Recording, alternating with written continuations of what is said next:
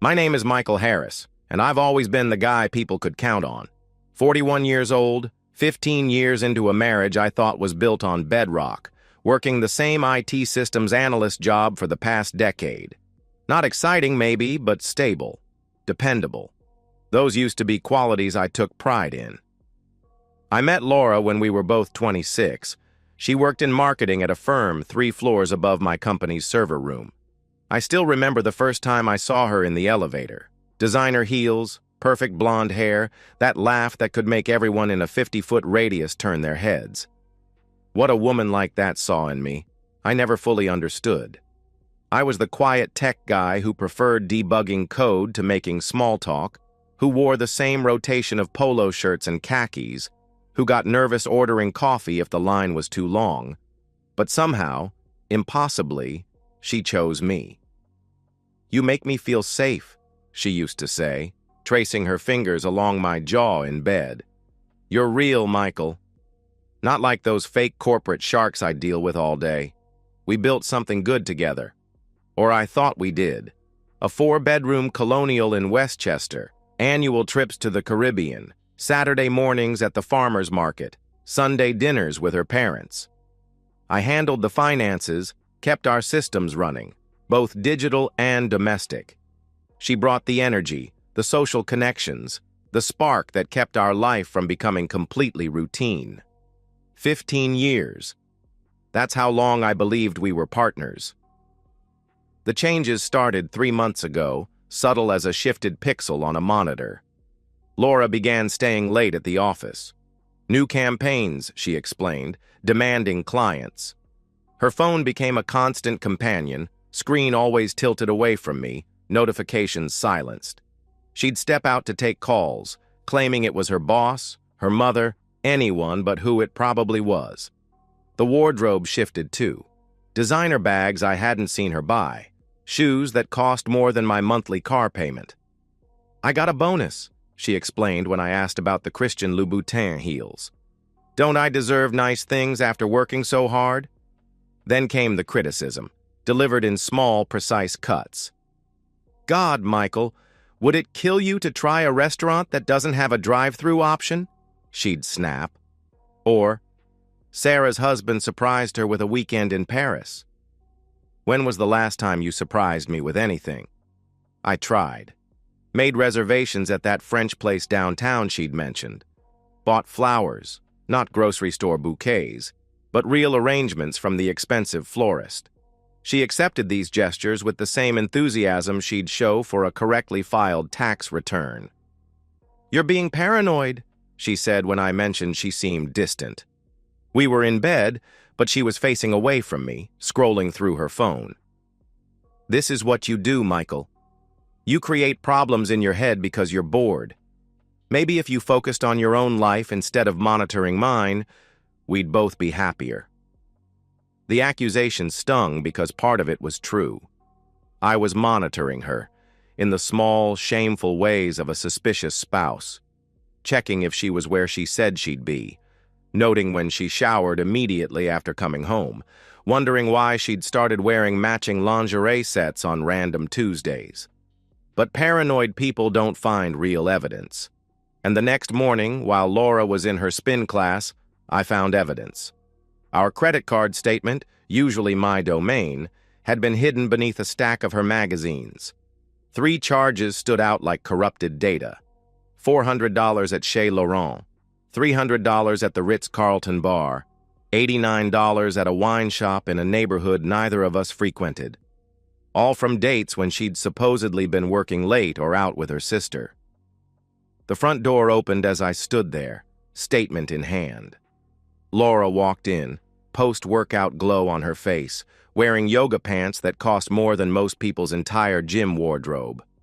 But it was the necklace that stopped me cold, a delicate gold chain with a diamond pendant I'd never seen before. She hummed something light and cheerful, setting down her gym bag, completely unaware that her husband's world had just shifted off its axis. Or maybe she was aware. Maybe that was the point. "Hey, babe," she called out, heading for the stairs. "I'm going to shower." "Can you start dinner? I'm starving." I folded the statement, placed it back under the magazines, and went to the kitchen. Started dinner like she asked, like a good, dependable husband would do. But something had fundamentally changed in those 3 minutes. The quiet life I'd built wasn't quiet because it was peaceful. It was quiet because I'd been living it alone. They say you should never spy on your spouse. That trust, once broken, can never be repaired. But those people have never stood in their kitchen at 2 a.m., unable to sleep, wondering if their entire life is a performance where they're the only one who doesn't know they're on stage. My IT background became my weapon. Not maliciously. At first, I told myself I just needed to know. One way or the other, I needed the truth. I started simple. Our shared iPad, the one Laura used for reading magazines and browsing Pinterest, still had her email logged in. She'd gotten sloppy, probably because she'd deemed me too stupid or too trusting to look. The deleted items folder was a goldmine of carelessness. Restaurant reservations for 2 at places I'd never heard of. Confirmation emails from lingerie websites, items I'd never seen her wear. But it was the email from 2 weeks ago that made my hands shake. Can't wait for tonight, beautiful. Same room as last time. Tell your husband you're working late again. I love how gullible he is. R.R. Richard Coleman, I discovered after some searching. Real estate developer, drove a white Lamborghini, had a reputation for collecting married women like vintage wines. His Instagram was full of yacht parties, ski trips to Aspen, the kind of life Laura apparently thought she deserved. I installed monitoring software on our shared devices that night. Programs I used professionally to track system intrusions, now repurposed to track my wife's betrayal. Every keystroke, every deleted message, every website visited flowed to my personal laptop like data through a fiber optic cable. The text messages were the worst, not because of the sexual content, though that was there, graphic and enthusiastic, but because of how she talked about me. Laura. He made dinner again tonight, overcooked chicken and underseasoned vegetables. I swear 15 years and he still can't figure out that food should have flavor. Richard. Why do you stay? Laura. Are you kidding? He pays for everything. The house, my car, my entire lifestyle. He's like a boring, predictable ATM. I put in minimal effort and money comes out. Richard. That's cold, even for you. Laura. Please. He should be grateful I'm still here. A man that pathetic? He's lucky I don't just leave him entirely. At least this way he gets to pretend he has a wife. There were dozens of exchanges like this, each one a precise demolition of the man I thought I was in her eyes. She shared our intimate moments as comedy, mocked my attempts at romance, even took photos of me sleeping and sent them to Richard with cruel captions. Look at him, mouth open, probably dreaming about server configurations. God, how did I waste 15 years on this? But the revelation that transformed my hurt into something harder, sharper, came from an email thread between Laura and her divorce lawyer. Yes, she already had one. She was planning her exit strategy with military precision. She'd been documenting my controlling behavior. Apparently, asking where she was going constituted emotional abuse. She'd taken photos of my home office during its messiest moments, ready to paint me as unstable. She'd even recorded me during an argument about the credit card charges, edited to make it sound like I was threatening her. The plan was elegant in its cruelty. She'd continue the affair, drain our accounts slowly, provoke me into a confrontation she could use as evidence, then take the house, half my retirement, and alimony that would keep me working until I died. All while painting herself as the victim who'd escaped an oppressive marriage. The beautiful part, she wrote to her lawyer, is that he's too proud to fight back publicly. He'll give me whatever I want just to make it go away quietly. It's who he is, pathetically conflict-averse. I sat in my office, surrounded by the servers and cables that constituted my professional life, and felt something inside me die. Not dramatically, not with tears or rage, but quietly. The way a circuit dies when the power is simply switched off. The Michael who believed in partnership, in working through problems, in the fundamental goodness of the woman he'd married, that Michael flatlined at 3:47 a.m. on a Tuesday morning, staring at evidence that the last 15 years had been a one-man show. But something else booted up in his place. Someone who understood systems differently now. Someone who recognized that if Laura wanted to play games, she'd chosen the wrong opponent. I closed my laptop, went upstairs, and slid into bed next to my wife. She murmured in her sleep, instinctively moving away from me. I lay there staring at the ceiling, planning. She thought I was weak because I was quiet, stupid because I was trusting, an easy mark because I loved her. She was about to learn that the quiet ones are dangerous precisely because you never hear them coming. The next evening, Laura came home with unusual energy, practically glowing. "Michael," she announced, her voice carrying a tone I couldn't quite place. "We need to talk. I have something important to discuss with you, something that's going to change everything between us." I looked up from my laptop, where I'd been reviewing more of her deleted messages, and gave her my full attention. "Of course, honey." "What's on your mind?" I replied. She smiled, and for the first time in 15 years, I saw the predator behind those perfect teeth. Laura positioned herself at the kitchen island like a prosecutor about to deliver a closing argument. She'd changed into one of her power outfits, the kind she wore to big presentations. This was rehearsed, prepared. She'd probably practiced in front of Richard. "Michael, I'm going to be direct with you because I respect you too much to lie," she began. Respect. The word hung between us like a bad joke. "I've met someone," she continued, watching my face for a reaction. I gave her nothing, just steady eye contact and folded hands. "His name is Richard Coleman." "You might have heard of him. Coleman Development?" I had, of course. I'd spent the last week learning everything about him. The 3 failed engagements, the sexual harassment lawsuit settled out of court, the cocaine habit he thought was a secret. But I just shook my head slightly, playing my part. "Richard and I have fallen in love," she declared matter-of-factly, like announcing a change in dinner plans. "It's real, Michael. The kind of passion and connection you and I never had. I need you to understand that this isn't about hurting you. It's about me finally choosing happiness." "I see," I said quietly. "So you want a divorce?" She laughed, actually laughed. "Oh, Michael." Sweet, simple Michael. "No, I don't want a divorce. That would be messy, expensive, and frankly unnecessary." The kitchen suddenly felt smaller. "I don't understand," I admitted. "Richard is going to be coming here twice a month, to our home. We'll use the guest room. I've already had it redecorated. You'll continue your normal routine, going to work, maintaining the house, handling our finances. Nothing has to change for you," she explained with chilling casualness. I stared at her, genuinely stunned by the audacity. "You want me to... what? Live here while you have an affair in my house?" "Our house," she corrected sharply, "and it's not an affair if everyone knows about it. I'm being honest with you, which is more than most wives would do. You should be grateful." "Grateful?" I repeated.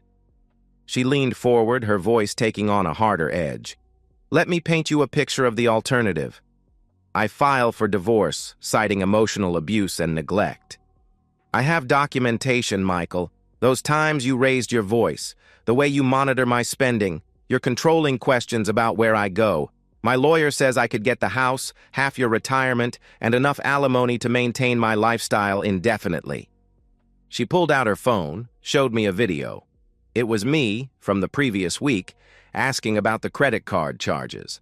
But the audio was edited, chopped up to make it sound threatening. "Where were you? Who were you with? You're lying to me." My voice, but not my words. Not in that order. "I also have witnesses ready to testify about your antisocial behavior, your mood swings, how you've isolated me from my friends," she continued, putting the phone away. "It's your choice, Michael." Accept the new arrangement, or lose everything in a very public, very ugly divorce where you'll be painted as the villain. I sat silent for a long moment, processing not just what she was saying, but how she was saying it. The woman I'd loved for 15 years was gone, if she'd ever existed at all. This creature in front of me was something else entirely. "When?" I asked finally. "When what?" she responded. "When did you stop loving me? Or did you ever?" For just a second, something flickered across her face. Then it was gone. "Love is a luxury. People like you can't afford to give people like me. You're a provider, Michael. It's what you're good at. It's all you're good at. I gave you 15 years of companionship in exchange for financial security. That's more than fair," she stated coldly. "And if I say no? If I tell you to get out?" I asked. She smiled, cold as January rain. "Then by next week, everyone at your company will know what kind of man you really are. I've already laid the groundwork, told my friends about your dark moods, your controlling behavior. Some of them have even seen bruises." "Bruises? I've never—" I started. "Makeup is amazing these days," she interrupted, examining her manicured nails. "Richard finds the whole situation amusing. He says any man who'd let his wife walk over him like this deserves what he gets.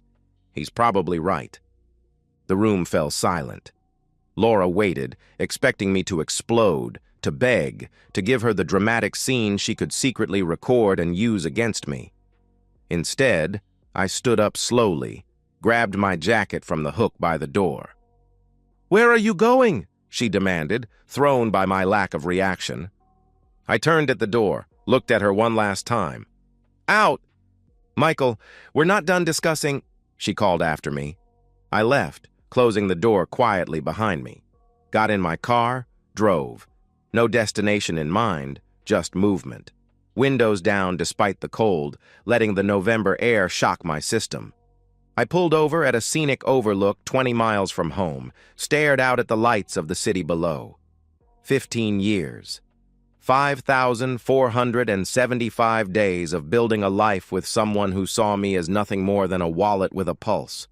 She wanted me to finance my own humiliation, to go to work every day knowing I was paying for her lingerie, her dinners with Richard, the hotel rooms where they laughed about what a pathetic fool I was. To come home to my own house and hear them through the walls, then serve them breakfast in the morning like hired help. The Michael who'd driven away from the house 20 minutes ago might have accepted it, might have rationalized it as the price of avoiding conflict, of maintaining some semblance of normalcy. That Michael might have convinced himself that half a marriage was better than none. But that Michael had died sometime between the kitchen and this overlook. The one who drove home 3 hours later was different, calmer, focused. A man who understood that some problems required permanent solutions. Laura was already in bed when I returned, fake sleeping but monitoring my movements. I went to the guest bathroom, brushed my teeth, looked at myself in the mirror. Same face, same features, but something fundamental had shifted behind the eyes. When I finally climbed into bed, she stirred, rolled toward me. "Have you thought about what I said?" she asked quietly. "Yes," I answered. "And," she pressed, "invite Richard for dinner tomorrow night. I'll cook," I replied. She sat up, surprised. "Really? If this is how things are going to be, we might as well be civilized about it. I'll make that Chilean sea base you like," I explained. She actually smiled, reached out to touch my shoulder, the first affectionate gesture in months. "I knew you'd be reasonable. You've always been so practical." "Yes," I agreed, staring at the ceiling. "Practical." She settled back into bed, satisfied with her victory. Within minutes, her breathing deepened into genuine sleep, secure in the knowledge that she'd won, that her pathetic husband had accepted his place in her new world order. She had no idea that she'd just invited Richard Coleman to his last meal. I woke at 5 a.m., 2 hours before my alarm. Laura slept beside me, one arm thrown over her face, mouth slightly open. Vulnerable, trusting, completely unaware that her husband had spent the night planning with the same methodical precision he applied to system architectures. I made coffee, sat at the kitchen island where she'd delivered her ultimatum the night before, and created my shopping list. Every ingredient chosen for a specific purpose. Every course structured like a subroutine in a larger program. The gourmet market in town opened at 8. I was their first customer, moving through aisles with quiet efficiency. Chilean sea bass from the fresh case, Laura's favorite as promised. Chanterelle mushrooms, microgreens, truffle oil, a particular vintage of Bordeaux I knew she loved, plus a second bottle of something special from the locked case. Special occasion? The clerk asked, ringing up the $400 worth of ingredients. You could say that. Having an important guest for dinner? I replied. At the wine shop, I selected carefully. The Bordeaux for the meal, yes, but also a very specific bottle of dessert wine. Sweet enough to mask any additional flavors. Expensive enough that they'd drink it without question. Excellent choice, the sommelier commented. The 2015 Chateau d'Yquem. Someone's lucky. They certainly are, I agreed. Back home, I found Laura in the kitchen, practically glowing with satisfaction. She was on the phone, with Richard, based on her tone. That throaty laugh she never used with me anymore. He's actually doing it, she said into the phone, not bothering to lower her voice. I told you he would. No, completely serious. He's already shopping for dinner. I know, right? It's almost sad how eager he is to please. She noticed me with the grocery bags, didn't even attempt to hide her conversation. I'll see you at 7, baby. Yes, he'll be here. He'll probably offer to park your car. After she hung up, she approached me with something resembling affection. This means a lot to me, Michael. Your acceptance, I mean. It shows real maturity, she said. We all have to adapt to new realities, I replied, unpacking the sea bass. Richard's actually curious about you. He wants to understand what kind of man would, well, be so accommodating, she added. Then I look forward to satisfying his curiosity, I responded. She studied me for a moment, perhaps sensing something different but unable to identify it. Then she shrugged, grabbed her gym bag. I'm going to yoga, then the spa. Want to look perfect for tonight. Take your time. I have a lot of preparation to do, I told her. After she left, I began my real work. The kitchen became my laboratory, every action precise and measured. I prepared 3 courses, each more elaborate than the last. The kind of meal that would impress Richard, make him feel superior to the boring IT guy who'd learned to cook from YouTube videos. By 4 p.m., everything was ready. The base marinated, the sauces prepared, the wines decanting. I'd even set the dining room with our wedding china, a detail that would amuse them, I was certain. The pathetic husband using his wedding dishes to serve his wife's lover. I went to my office, closed the door, and made my final preparations. Logged into my work VPN, started a complex system diagnostic that would run for hours, creating an alibi with timestamps. Sent emails to colleagues about a project I was working on, scheduled to deliver throughout the evening. Digital breadcrumbs proving I was in my office, working diligently while my wife entertained her guest. From my desk drawer, I retrieved a small bottle. Rohypnol. Surprisingly easy to acquire when you knew the right people in IT, guys who went to different kinds of parties than I did. Tasteless, odorless, and when mixed with alcohol, incredibly effective. At 6:30, Laura emerged from our bedroom looking like she'd stepped out of a magazine. Red dress, the one I'd bought her for our anniversary 2 years ago. She'd never worn it for me. How do I look? She asked, spinning slowly. Perfect, I said honestly. Richard's a lucky man. She smiled, pleased with what she took as submission. You're handling this so well, Michael. I almost feel bad for misjudging you. Almost.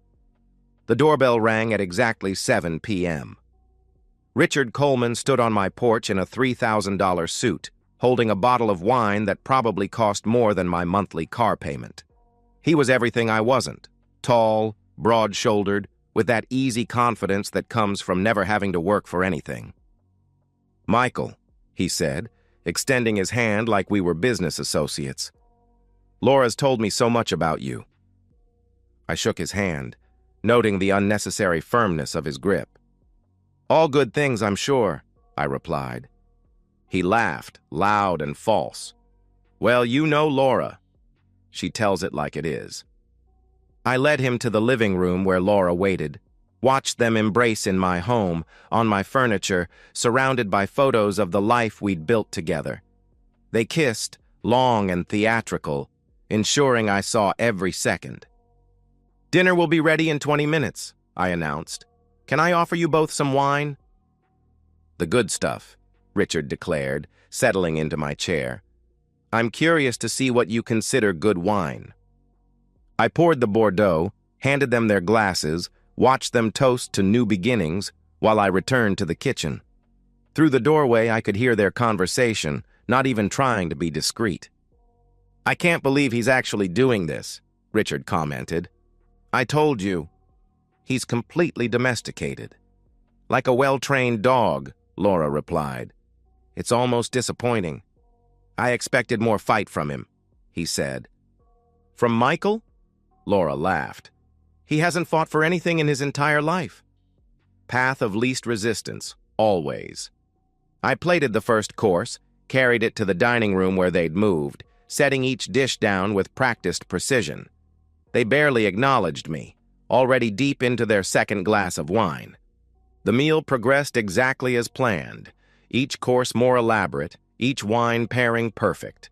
They grew louder, more intoxicated, their inhibitions dissolving with each glass.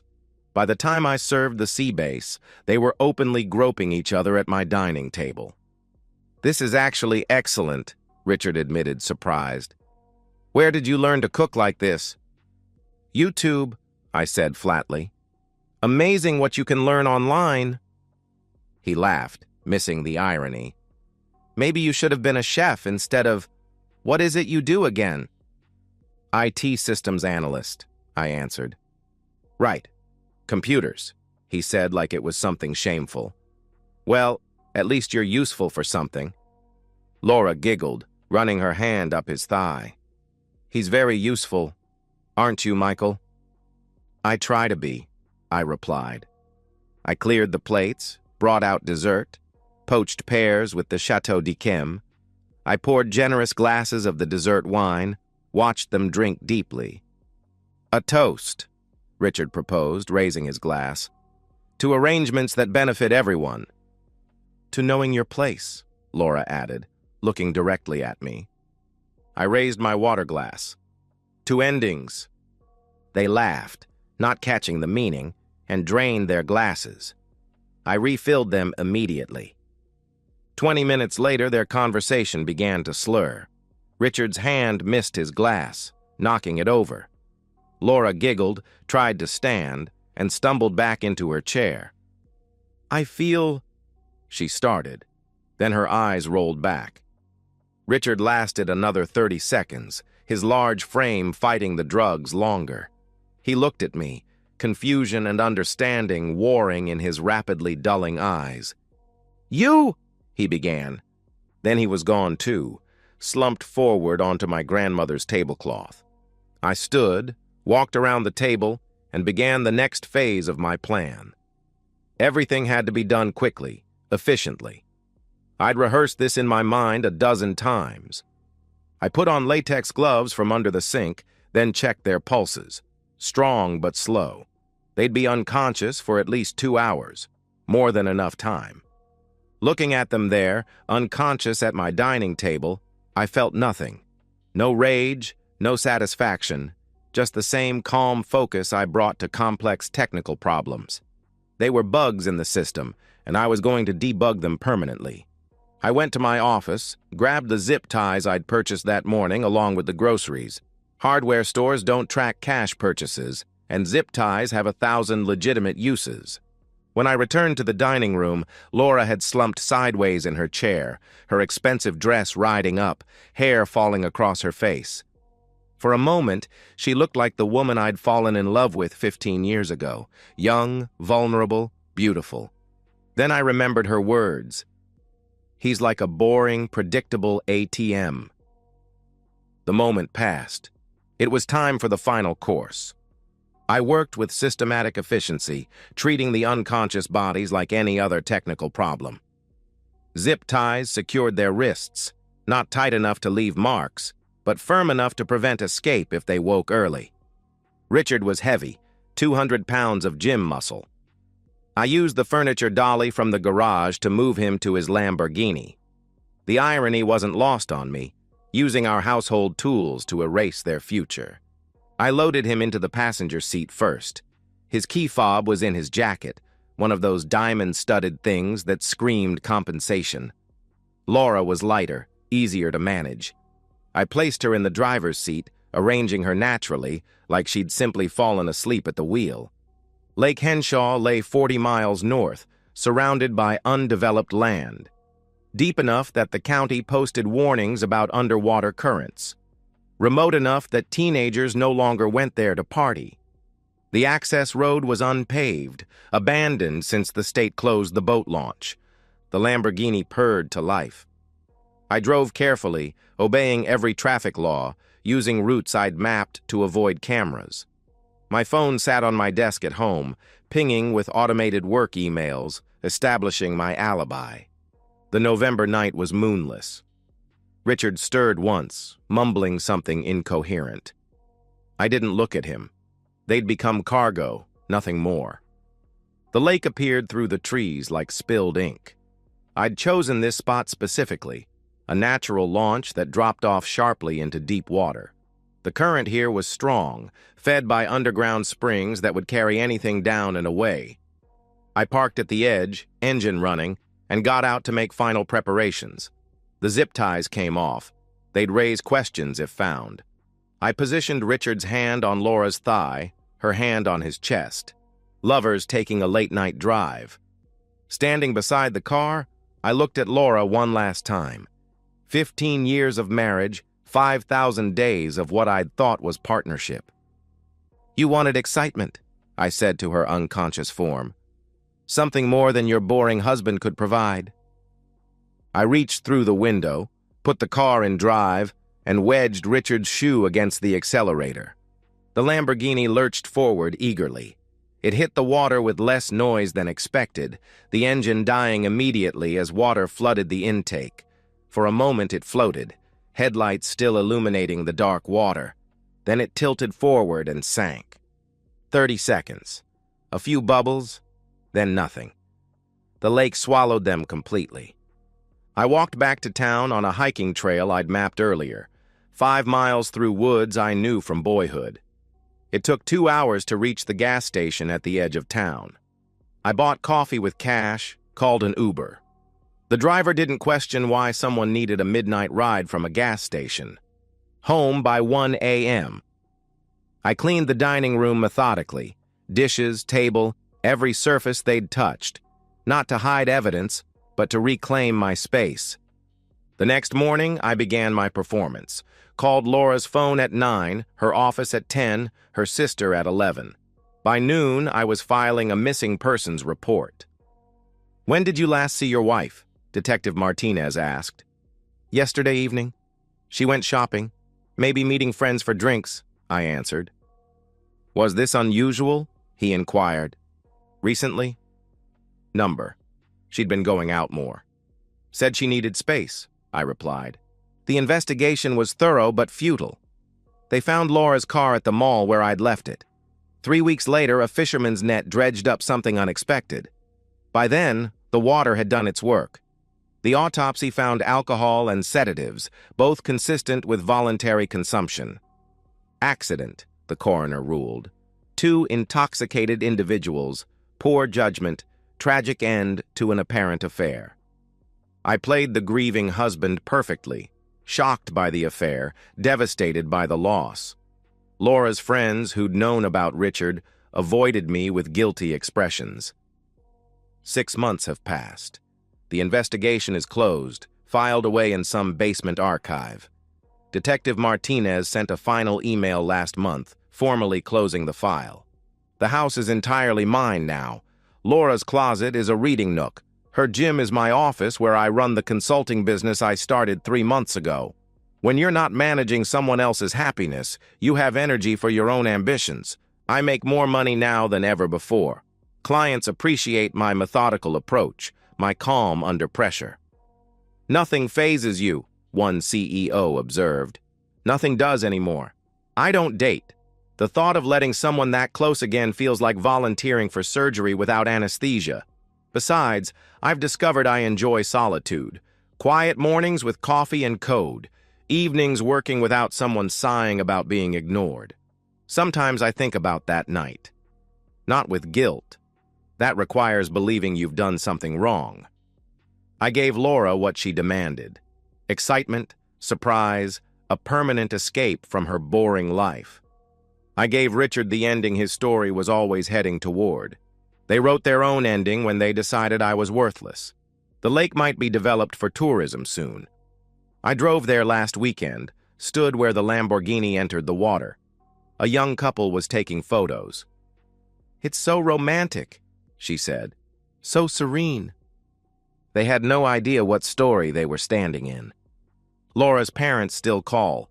They've aged years in 6 months. "She loved you," her mother insists. "Whatever was happening with that man, she loved you." I know, I lie, because truth would hurt them more. My transformation is complete.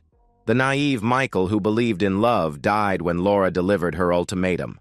The one who exists now understands people as systems, inputs, outputs, predictable responses, exploitable weaknesses. Some might call me cold. I prefer efficient. I've debugged my life, removed malicious code, and now everything runs smoothly. Last night, I found one of Laura's earrings behind the dresser. A real diamond. She'd never wear fake anything. I held it to the light, this remnant of a life I'd once thought was real, then dropped it in the garbage. That's all she is now. A deleted file, purged from the system. I sleep perfectly. 8 hours of dreamless rest in a bed that's mine alone. I wake without dread, work without distraction, exist without performing as someone's disappointing husband. The house is quiet tonight. Not the oppressive quiet of a dying marriage, but the peaceful quiet of a life lived on my own terms. I'm closing this account not as confession. I have nothing to confess. Not as therapy. I'm not broken enough to need fixing. This is documentation. Proof that even the quietest people have limits. That when you mistake kindness for weakness, silence for submission, you might discover the boring, predictable ATM has been calculating interest all along, and the bill, when it comes due, is always higher than expected. Somewhere in Lake Henshaw, a Lamborghini is becoming part of the ecosystem. Fish swim through its windows. Algae grows on leather seats. Nature reclaims what money bought, indifferent to its value. A monument to arrogance and cruelty, paid for with my dignity, but purchased with their lives. A fair trade. Laura wanted me to know my place. She was right. I did need to understand where I stood. But she misunderstood what that place was. I'm not the victim. I'm not the pathetic husband who accepted humiliation. I'm the quiet one who solved the problem, permanently. The clock reads 11:47 p.m. In 13 minutes, it will be 7 months since Laura's ultimatum. Since she explained how worthless I was, how she'd parade her lover through my home while I paid for the privilege. She thought she was the predator and I was prey. But prey doesn't plan, doesn't calculate, doesn't wait for the perfect moment. Predators do, and the best predators are the ones you never see coming. The ones who look harmless, boring, safe. The ones you dismiss as worthless until they show you what ruthless efficiency really looks like. Laura was wrong about many things, but right about one. I am practical. Practically speaking, she had to go. And now she's gone. Forever. And so, we've reached the end of today's story. Was it what you expected, or did it take a twist you didn't see coming? I'm curious to hear your thoughts. Share them in the comments below, and let's get a conversation going. If this story kept you hooked, make sure to hit that like button. And if you're new here or just haven't subscribed yet, now's the perfect time to join our community. I bring you fresh, captivating stories every day, so click that subscribe button and turn on notifications so you never miss out. Thanks for watching, and I'll see you in the next one.